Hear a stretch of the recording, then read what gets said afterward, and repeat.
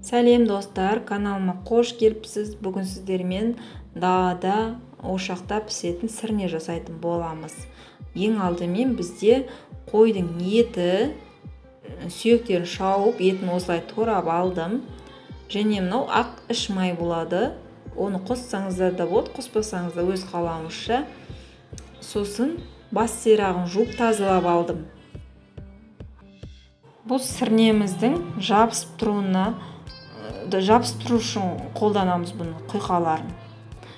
Отымызды қыздырып алдық, іш майды жақтық, астына сұйық май қостым кішкене, сосын бас сирақ салып, етіміз салып, тұз сеуіп, осылай су шыққанша араластырып қоямыз арасында. Бетін жауып қоясыздар. Қатты отта емес, орташа отта болу керек су шыққанша. Достар, менің каналыма тіркеліп, қоңыраушаны басып қойыңыздар. Келесі видеоларды жіберіп алмаңыздар.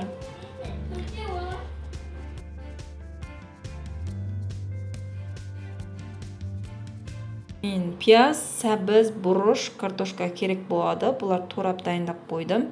Және қамыр салатын боламын бетіне. Қамырды илеп дайындап қойдым. Бұны жұқалап жаятын боламыз.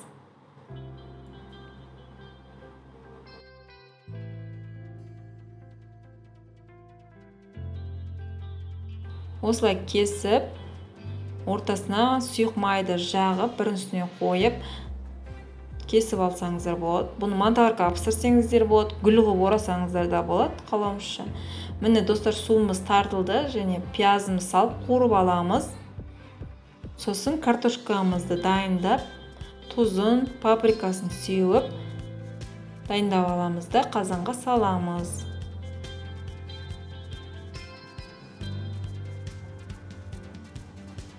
Қазанға түбі жабысқамау үшін су құйдым.